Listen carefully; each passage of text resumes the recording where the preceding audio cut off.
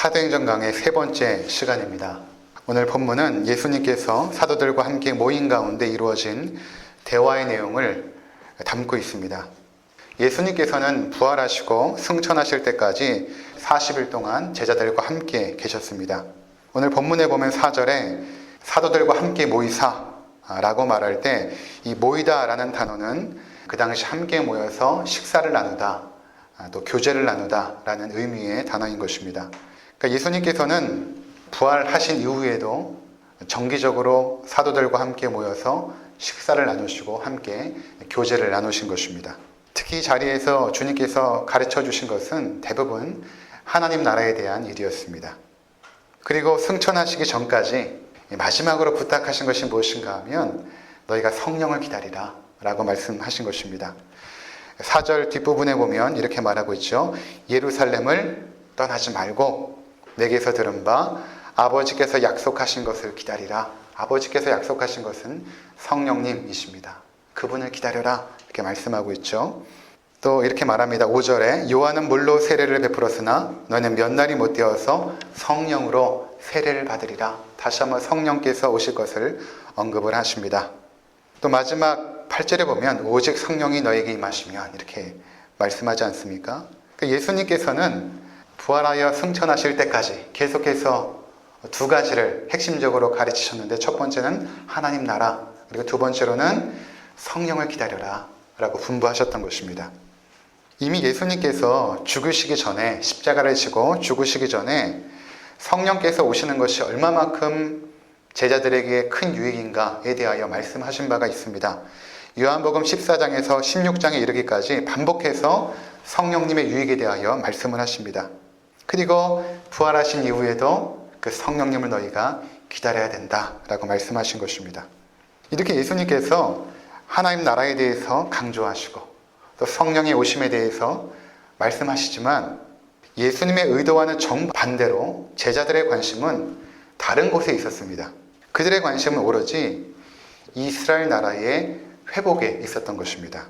사도행전 1장 6절을 한번 보시면 이렇게 말씀하고 있죠. 그들이 모였을 때에 예수께 여쭈어 이르되, 그들이 또 모여 있는 것입니다. 그때 이 사도들이 예수님께 여쭙니다. 뭐라고 여쭈냐 하면 주께서 이스라엘 나라를 회복하심이 이때니까. 그들의 관심은 오로지 이스라엘 나라의 회복에 있었던 것입니다. 예수님은 하나님 나라에 대하여 계속 말씀하시는데 사도들과 제자들의 관심은 이스라엘 나라의 회복에 있었던 것입니다. 자주 말씀드린 것처럼 하나님 나라는 하나님의 주권과 통치가 임하는 것을 말씀하고 있죠. 반면에 이스라엘 나라의 회복이라는 것은 당시의 로마의 압제 가운데 있었던 이스라엘 나라가 로마의 압제로부터 해방되어서 이제 다윗 왕 때에 누렸던 그 영광을 회복하는 것을 의미했습니다. 그들은 그것을 간절히 바랬던 것이죠. 부활의 주님을 만났지만 그들이 바랬던 것은 하나님 나라가 이 땅 가운데 임하는 것이 아니라 그들은 여전히 자신들이 원하는 이스라엘 나라의 회복에만 관심이 있었던 것입니다. 그들은 변한 것이 하나도 없는 것입니다. 마가복음 10장에 보면 야고보와 요한이 주님께 나와서 간청하는 장면이 등장합니다. 예수님께서 예루살렘 성으로 들어가고 있는데 이렇게 간청을 하죠. 주님, 이제 주의 나라가 임하시면 한 사람은 주의 우편에 또 한 사람은 주의 좌편에 앉게 해주십시오. 그렇게 간청을 합니다. 마태복음 20장에 보면 이 부분을 좀 더 자세하게 설명하고 있습니다. 마태복음 20장 20절과 21절에 보면 그때 세베대의 아들의 어머니가 그 아들들을 데리고 예수께 와서 절하며 무엇을 구하니? 이 세베대의 아들의 어머니는 그 세베대의 아들들은 야고보와 요한입니다. 그 어머니가 와가지고 예수님 앞에 간청하는 것입니다. 나 이 두 아들을 주의 나라에서 하나는 주의 우편에 또 한 사람은 주의 좌편에 앉게 하옵소서. 그들이 생각한 것은 이제 주님께서 예루살렘에 입성하시면 왕으로 등극하게 될 것이다. 그때 다윗 왕조 때의 그 영광을 회복하게 될 것인데 그때 나의 이 아들 중에 한 사람은 이러한 장관이 되게 하시고 또 한 사람은 이러한 장관이 되게 하옵소서라고 청탁을 하고 있는 것입니다. 그들은 예수님께서 하나님 나라에 대하여 계속해서 말씀하셨지만 이해하지도 못하였고 또 그 하나님 나라를 기대하거나 소망하지도 않았던 것입니다. 그들은 예수님이 죽으시기 전까지도 이스라엘 나라의 회복만을 기대했던 것이고 부활하신 이후에도 하나님 나라가 아니라 이스라엘 나라의 회복을 기대하고 소망했던 것입니다. 그런데 이 야고보와 요한이 그리고 제자들이 이스라엘 나라의 그 회복을 소망하게 되는 그 마태복음과 마가복음의 그 장면이 어떠한 단락 속에서 이루어지고 있냐 하면 이렇습니다. 마태복음 20장 17절과 19절에 보면 지금 예수님께서 예루살렘으로 올라가시려고 하고 있습니다. 그때 12 제자만을 따로 부르십니다. 지난주에 말씀드린 것처럼 제자들의 무리가 있었는데 그 중에 12 제자만을 따로 부르셔서 그들에게 뭐라고 말씀하시냐면 우리가 예루살렘으로 올라가노니 인자가 대제사장들과 서기관들에게 넘겨짐에 그들이 죽이기로 결의하고 이방인들에게 넘겨주어 그를 조롱하며 채찍질하며 십자가에 못 박게 할 것이나 제3일에 살아나리라. 예루살렘에 올라가게 되면 예수님께서 붙잡혀 고문을 당하고 죽게 될 것이다. 그러나 내가 3일 만에 살아날 것이다. 예수님께서 십자가의 길을 말씀하고 있음에도 불구하고 그들은 그것에 대하여 전혀 이해도 못하고 관심이 없는 것입니다. 오로지 그들의 관심은 자신들이 원하는 나라의 회복에 있었던 것입니다. 십자가의 길을 말씀하시는데 12 제자는 귀담아 듣지 않았습니다. 그들의 관심은 오로지 이스라엘 나라의 회복, 다시 말하면 자신들이 원하는 나라에서 한 자리씩 자리를 차지하는 것이었습니다. 그러니까 예수님께서 얼마나 답답하시면 이런 말씀을 하시겠습니까? 마태복음 20장 25절에서 27절에 보면 예수님께서 제자들을 불러다가 이렇게 말씀하십니다. 이방인의 집권자들이 누굽니까? 로마의 관리들 아닙니까? 그들을 임의로 주관하고 그 고관들이 그들에게 권세를 부리는 줄을 너희가 알거니와 너희가 지금 기대하고 바라는 것이 무엇인가? 로마의 관리들처럼 사람을 부리고 지배하고 통제하고 힘과 권세를 가지는 것을 너희가 알거니와 26절에 너희 중에는 그렇지 않아야 하리니 너희는 그렇게 하면 안 된다. 너희는 그것을 기대하거나 소망해서는 안 된다. 너희 중에 누구든지 크고자 하는 자는 너희를 섬기는 자가 되고 너희 중에 누구든지 으뜸이 되고자 하는 자는 너희의 종이 되어야 하리라. 너희가 기대하는 그 세상 나라는 힘과 권세를 가져 사람을 부리고 통제하는 그 세상이지만 하나님 나라는 그렇지 않다. 하나님 나라는 오히려 섬기는 자들이고 희생하는 자들이다 라고 말씀하고 있는 것입니다. 이렇게 주님께서 이전부터 계속해서 강조하여 말씀하셨음에도 불구하고 지금 제자들이 부활하신 주님 앞에 섰음에도 그들은 여전히 하나님 나라를 기대하거나 소망하는 것이 아니라 이스라엘 나라의 회복, 자신들이 원하는 세상 나라의 회복에만 관심이 있었던 것입니다. 이것을 통해 깨닫는 것이 있습니다. 정말 사람은 변하지 않는구나. 정말 사람은 지긋지긋하게 변하지 않는구나. 예수님의 죽으심과 부활을 목격했음에도 불구하고 전혀 변한 것이 없는 것입니다. 더군다나 그들은 주님께서 특별하게 세우신 12명의 사도입니다. 그들은 하나님 나라를 기대하거나 소망하지 않았습니다. 이스라엘 나라가 회복되고 주님이 왕으로 등극하여 자신들도 한 자리씩 하는 것이었습니다. 자신들도 로마의 고위 관리들처럼 힘과 권세를 갖기를 원했던 것입니다. 사랑하는 성도 여러분, 우리도 이러한 사도들의 모습이 우리의 모습이 아닌지를 한번 돌이켜 보았으면 좋겠습니다. 여러분들은 진심으로 하나님의 통치와 하나님의 뜻이 이루어지는 그 하나님 나라를 기대하고 소망하고 있습니까? 아니면 이 세상 나라에서 좀 더 높은 자리에 올라가 힘과 권세를 누리기를 소망하고 계십니까? 여러분들이 자녀들에게 바라고 기대하는 것이 하나님 나라의 큰 자가 되어 섬기고 희생하는 자들로 살아가는 것입니까? 아니면 이 세상 나라에서 큰 자가 되어 섬김을 받는 자들로 살아가기를 원하고 계십니까? 한때 한국교회 청년들에게 유행했던 그 고지로는 그리스도인들이 이 땅에서 힘과 권세를 가져서 높은 위치에 올라가서 세상에 선한 영향력을 행사하고 또한 세상을 섬겨야 한다라고 가르쳤습니다. 언뜻 들으면 참 맞는 말 같기도 합니다. 우리 자녀들이 세상에 성공하고 높은 지위에 올라가서 선한 영향력을 행사하고 또 그들을 섬길 수 있다면 그것처럼 아름다운 일이 없을 것입니다. 그러나 만일에 높은 자리에 올라가야만 세상을 섬길 수 있다면 낮은 자리에 있는 사람들은 세상을 섬길 수 없다라는 말입니까? 하나님의 백성들의 관심은 그런 것에 있는 것이 아닙니다. 우리의 관심은 세상 나라의 성공이 아닙니다. 우리는 이 세상을 잠시 지나가는 거류민과 나그네로 살아갈 뿐입니다. 세상 나라에서 성공하여 풍요롭게 살고 인정받고 살아가면 좋겠죠. 그러나 하나님의 나라의 백성으로 살아가는 것이, 그분 나라의 자녀답게 살아가는 것이 더 중요한 것입니다. 이번 코로나19 사태를 겪으면서 어떤 생각이 드십니까? 정말 이 세상 나라에 소망이 있습니까? 신종 바이러스로 인해서 우리 일상이 한순간에 무너지고 있습니다. 인간의 무능함과 무기력함을 철저하게 깨닫지 않습니까? 우리가 할 수 있는 것이 아무것도 없습니다. 그냥 TV에서는 손 잘 씻고 마스크하고 악수하지 않고 계속해서 이렇게 말하지만 할 수 있는 것이 없으니까 그거라도 우리가 하면서 마음이라도 안정하라고 하는 것 아니겠습니까? 로켓을 타고 우주를 정복하는 시대에 바이러스로 인해서 수천 명이 죽음에 이르고 있습니다. 물론 얼마 가지 않아서 백신이 개발될 것입니다. 그렇지만 또 다른 변종 바이러스가 계속해서 등장하여서 우리의 일상을 흔들어 놓을 것입니다. 이런 악순환은 이 세상을 살아가는 동안 끊이지 않을 것입니다. 그럼에도 여러분, 아직도 이 세상 나라에 소망을 걸고 계십니까? 왜 우리는 영원한 하나님 나라를 기대하거나 소망하지 않는 것입니까? 왜 우리는 자녀들이 세상에서 성공하길 바라면서도 하나님 나라의 자녀답게 살아가는 것에는 관심이 없는 것입니까? 그것은 성령으로 충만하지 않아서입니다. 이미 성령님이 우리 안에 계시지만 그 성령님의 충만한 임재와 다스림 가운데 거하지 않으면 우리는 계속해서 세상 나라를 추구하며 살게 될 것입니다.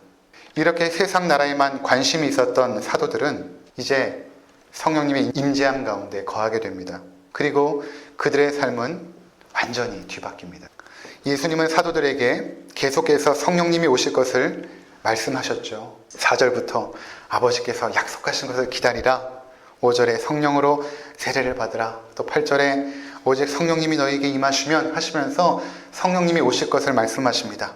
그리고 사도행전 1장 8절에 보면 오직 성령이 너에게 임하시면 너희가 권능을 받고 예루살렘과 온 유대와 사마리아와 땅끝까지 이르러 내 증인이 되리라 하시니라. 여기 보면 4절에 성령 세례가 등장하는데 이 성령 세례라는 것은 성령님의 충만한 임재와 다스림을 의미하는 것입니다.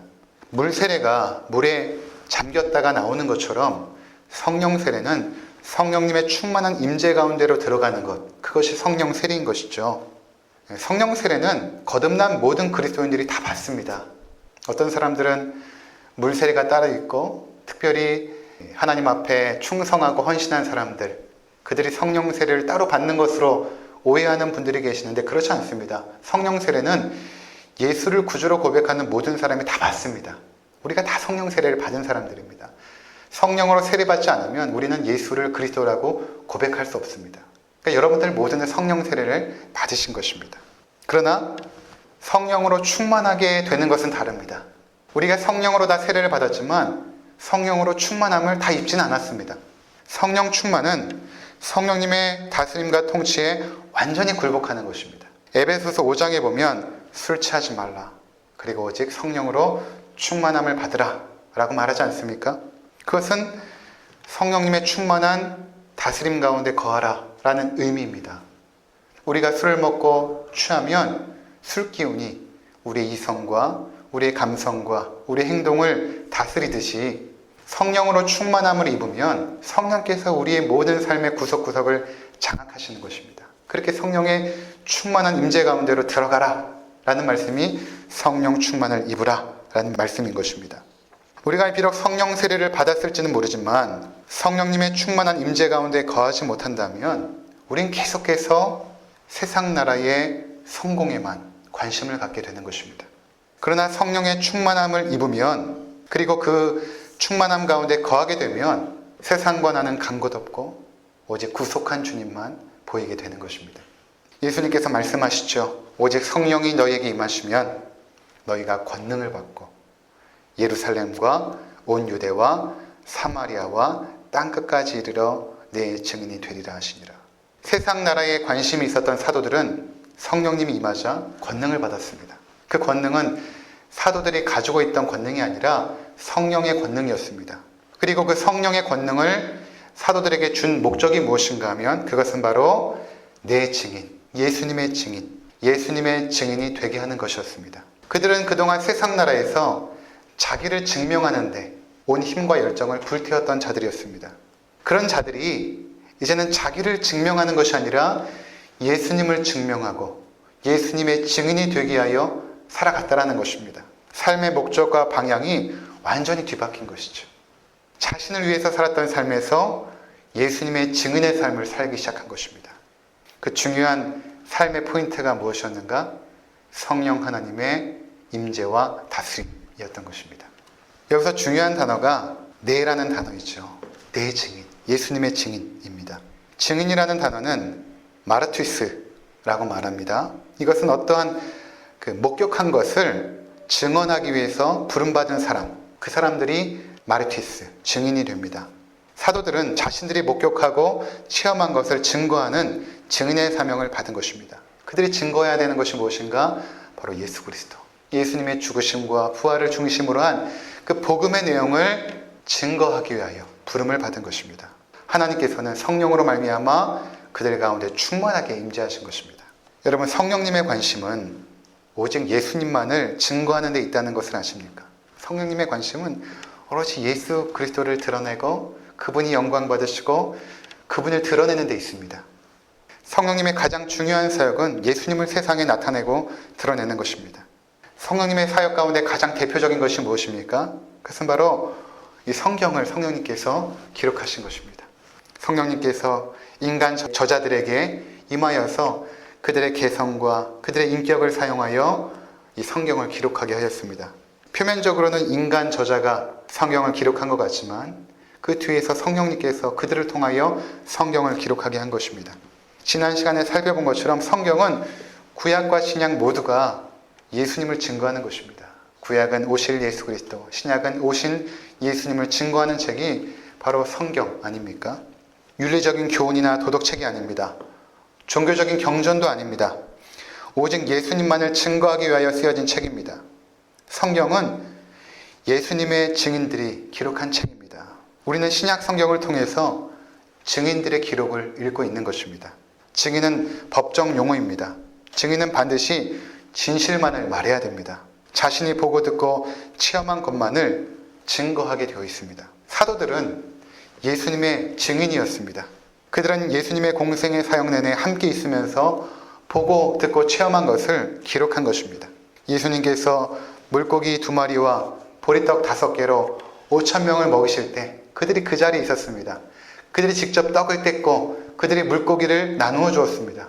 그리고 그 남은 것들을 광주리에 모은 것도 그들이었습니다. 그들은 체험한 것입니다. 예수님께서 무리를 걸으실 때 그들은 그것을 직접 목격한 것입니다.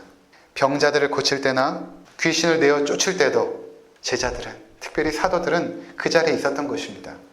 그들은 예수님께서 십자가에 죽으시는 것도 목격하였고 무덤에 안치되는 것도 목격하였습니다. 그리고 3일 만에 부활하신 소식도 듣고 그 자리에 달려가서 그 빈 무덤을 보게 되었습니다. 그때 그 자리에 있었던 요한은 그때의 기록을 아주 자세하게 설명하고 있지 않습니까? 더 중요한 것은 사도들은 자신들이 증언한 내용을 죽음으로 증명하였습니다. 그들은 죽음의 위협 앞에서도 자신들의 증거를 포기하거나 타협하지 않았습니다. 모진 고문과 죽음 앞에서도 한치의 양보도 없었던 것입니다. 이 증인이라는 단어가 마르티스라고 말하지 않았습니까? 이 마르티스라는 단어에서 순교자, 마터라는 그 단어가 파생되어집니다. 그 예수님의 증인들은 전부 다 순교를 당한 것입니다. 예수님을 증거하다가 다 죽음을 당했습니다. 과연 그 담대함이 어디에서 비롯되었을까요? 그것은 예수님께서 실제로 부활하셨고 성령님께서 함께 하심으로 그들을 담대하게 하신 것입니다. 성령님의 권능으로 사도들은 담대하게 된 것입니다. 저는 가끔 그런 생각을 해봅니다. 일제 강점기 때 한국의 목사님들이 신사참배를 강요당하지 않았습니까? 그분들 중에 어떤 분들은 신사참배를 한 분도 계시고 또 어떤 분들은 끝까지 타협하지 않고 결국 옥에 갇히게 되고 고문을 당하게 되고 또 죽음에 이른 분들도 굉장히 많으십니다. 내가 만약에 그 당시에 있었다면, 목사로서 그 당시에 있었다면 과연 나는 어떻게 했을까를 간혹 생각해 봅니다. 나는 과연 신사참배에 순응했을까? 아니면 끝까지 거절하고 옥에 갇히고 고문당하고 죽음에 이르기까지 타협하지 않을까? 생각해 보면 솔직히 자신이 없습니다.